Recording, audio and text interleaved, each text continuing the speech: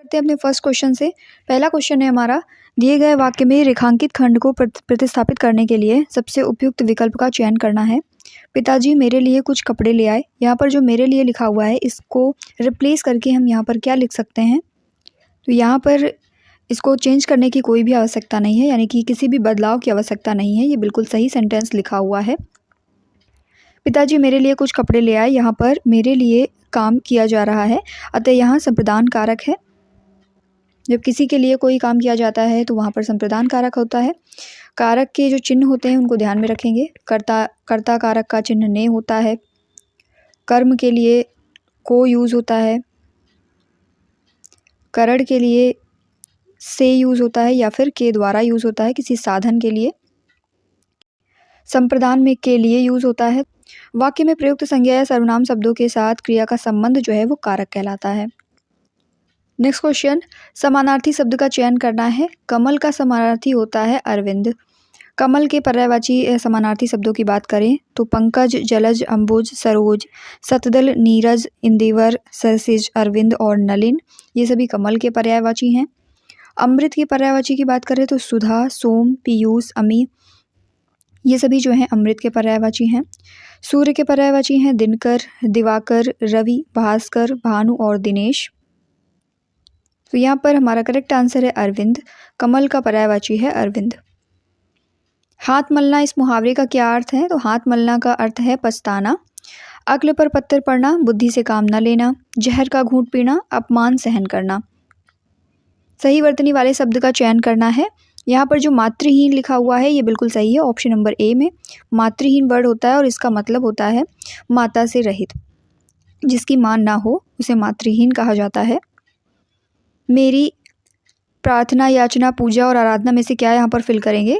मेरी है कि मुझे 4 दिन की छुट्टी दी जाए, तो ये रिक्वेस्ट होती है तो यहाँ पर प्रार्थना हो जाएगी। मेरी प्रार्थना है कि मुझे 4 दिन की छुट्टी दी जाए।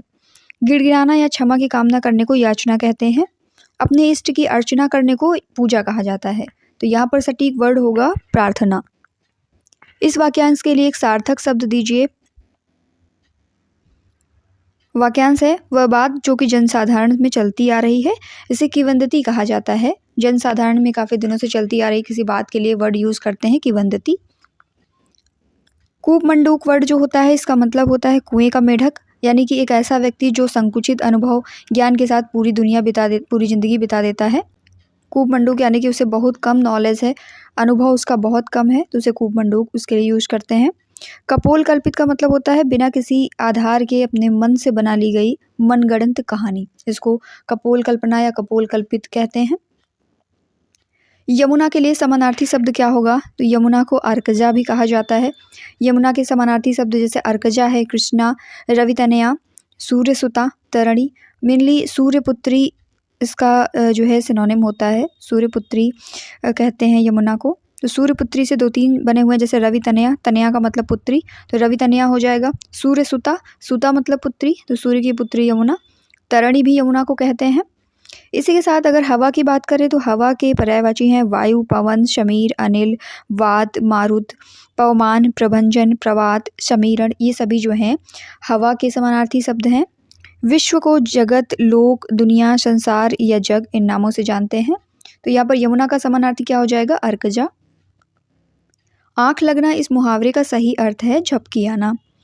त्रिशंकु होना, अधर में लटकते रहना। 2 दिन का मेहमान यानी जल्दी ही मरने वाला। दाल न गलना, युक्ति न चलना, कोई भी उपाय काम न करना, इसको कहते हैं दाल न गलना। मार मार कर हकीम बनाना यानी जबरदस्ती आगे बढ़ाना। कथा के बैंगन, कथा के बैंगन जो मुहावरे है इसका अर्थ है केवल दूसरों के लिए उपदेश, ठीक है। अंगारों पर पैर रखना, इसका मतलब होता है जोखिम भरा कार्य करना। अपने पैरों पर कुल्हाड़ी मारना यानी अपना नुकसान खुद करना। पानी पानी होना, अत्यंत लज्जित होना। जोक होकर लिपटना यानी किसी के पीछे बुरी तरीके से पड़ जाना। लश्कर में ऊंट बदनाम, इसका मतलब होता है दोष किसी का और बदनामी किसी और की। गुण दोष का समरूप मूल्यांकन करने वाले के लिए एक शब्द लिखना है। गुण दोष का जो समरूप मूल्यांकन करता है उसको समीक्षक कहते हैं। समीक्षा वर्ड का मतलब ही होता है कि किसी भी चीज़ की, किसी लेख की या किसी व्यक्ति की आप गुणों को भी बखान करें और साथ के साथ उसके दोषों का भी बखान करें, तो गुण और दोष का समरूप मूल्यांकन करने वाले को समीक्षक कहा जाता है। सार्वदेशिक जो है, सार्वदेशिक वर्ड यूज़ होता है सब देशों से संबंध रखने वाले के लिए। सार्वभौमिक का मतलब है संपूर्ण पृथ्वी पर फैला हुआ, यानी यूनिवर्सल। अनिर्वचनीय, इसका मतलब होता है जिसका भाषा के द्वारा वर्णन असंभव हो। अतिशयोक्ति, बहुत ज़्यादा बढ़ाकर कही गई बात को अतिशयोक्ति कहते हैं। मैं आपका दर्शन करने आया हूँ, यहाँ पर जो आपका वर्ड है इसके लिए सबसे उपयुक्त विकल्प का चयन करना है हमें। तो मैं आपके दर्शन करने आया हूँ, यहाँ पर ये होगा, तो ऑप्शन नंबर सी हमारा करेक्ट हो जाएगा। यहाँ पर कारक संबंधी तथा सर्वनाम संबंधी त्रुटियां हैं। दर्शन शब्द के साथ आपका के बजाय आपके आएगा। मैं आपके दर्शन करने आया हूँ। स्टेशन पहुँचते ही वह फ़ोन कर दिया, यहाँ पर आपको बताना है कि त्रुटि कहाँ पर है। तो स्टेशन पहुँचते ही वह फ़ोन कर दिया नहीं होगा, उसने फ़ोन कर दिया होगा। तो यहाँ पर वह की त्रुटि है। स्टेशन पहुँचते ही उसने फ़ोन कर दिया, ये सही होगा। प्रस्तुत कथन में जो वह लिखा है उसके स्थान पर उसने लगाएंगे।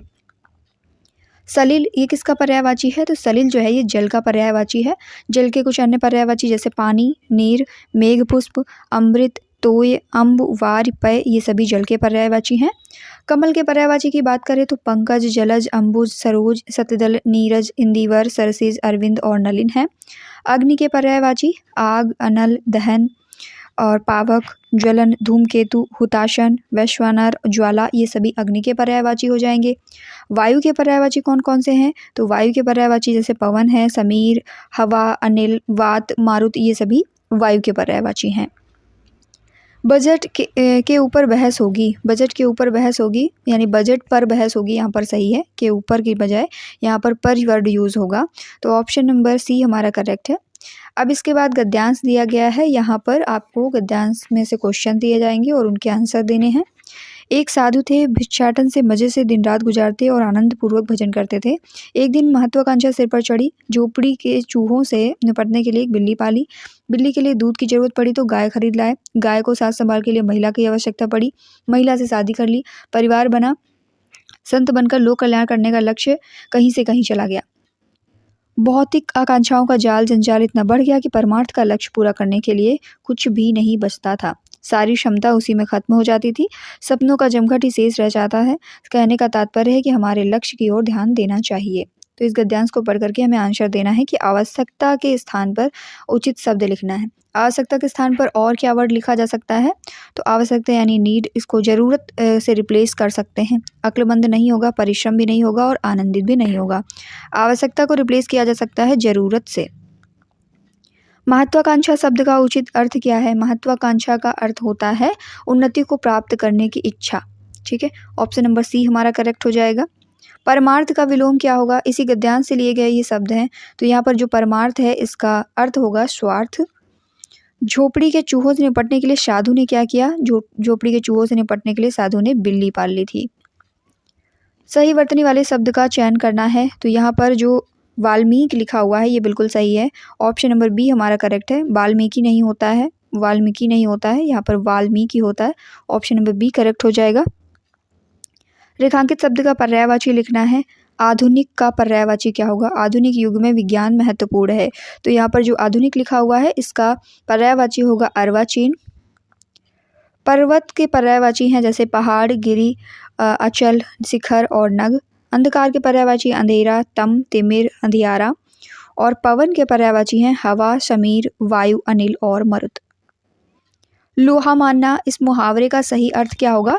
लोहा मानना का सही अर्थ होता है श्रेष्ठता स्वीकार करना।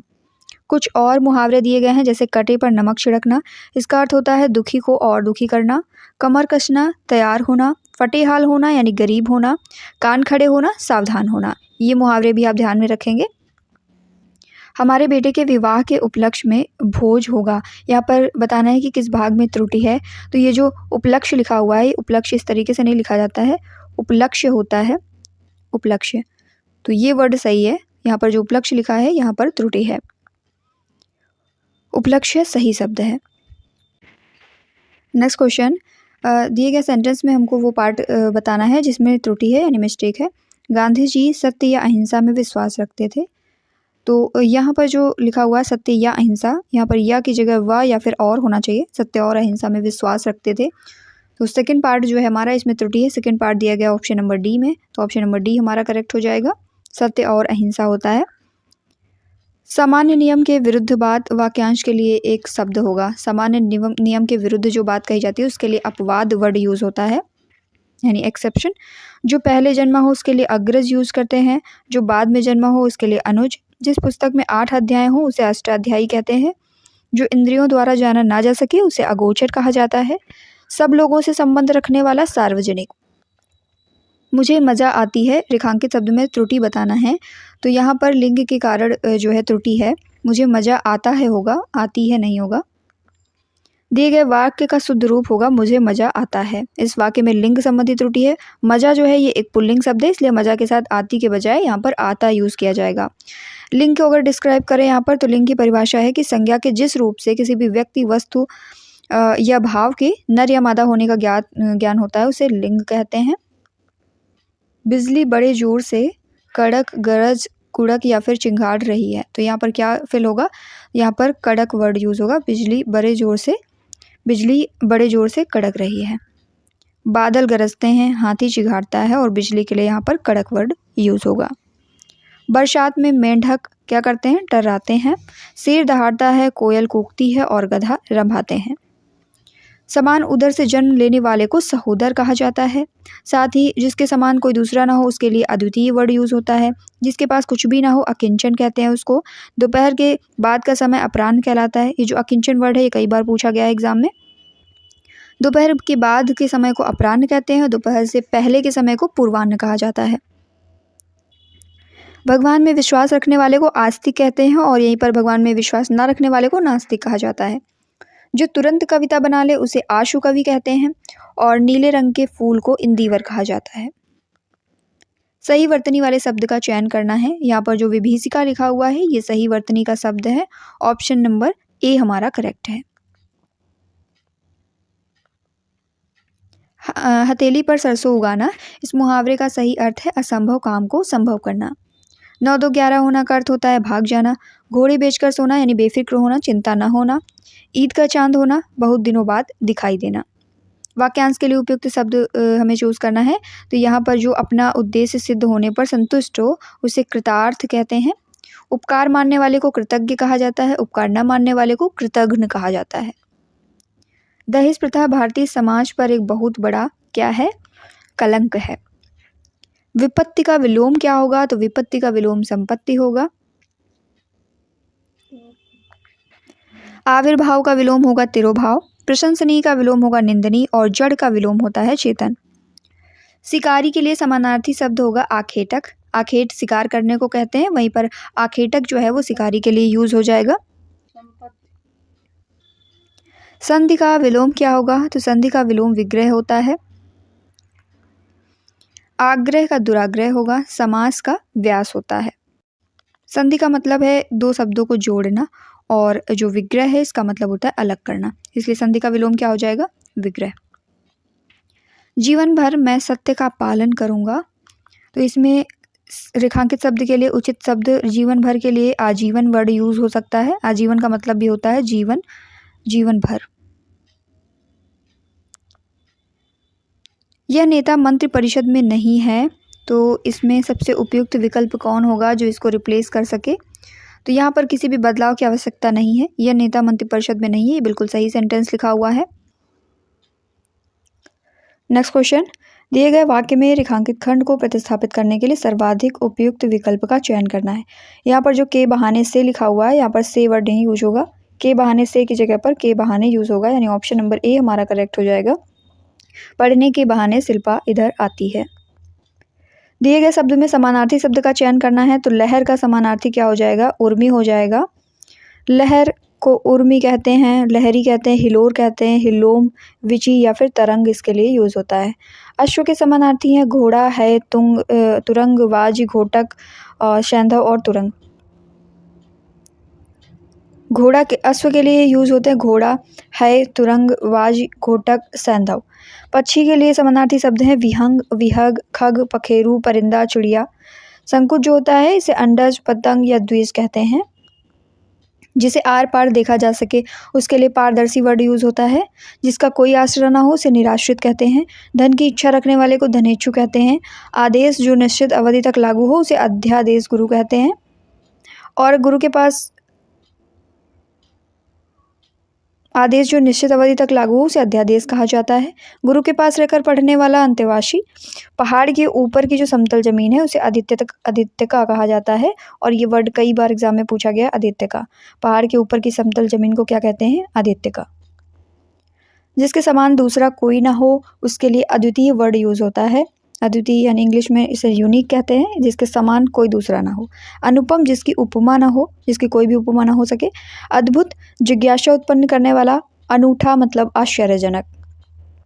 सिर उठाना मुहावरे का अर्थ बताना है तो इसका अर्थ हो जाएगा विरोध में खड़ा होना। आँख खुलना का मतलब होता है भ्रम का दूर होना।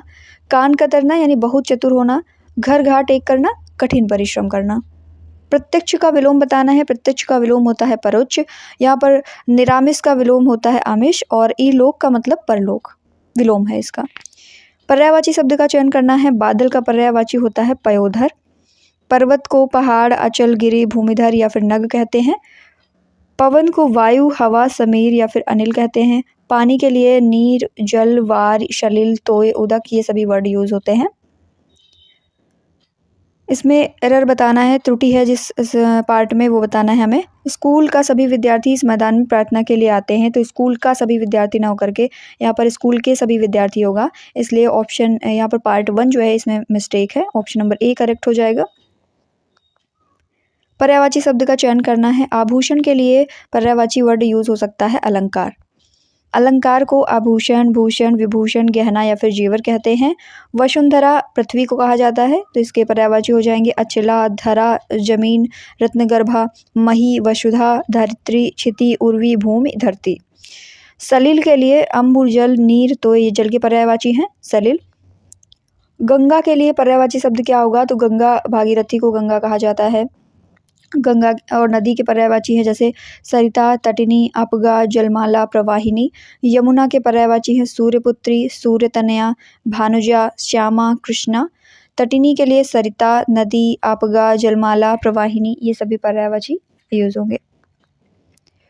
मैं श्रद्धा रखती हूँ, मैं आप पर श्रद्धा रखती हूँ। ऑप्शन नंबर ए हमारा करेक्ट हो जाएगा।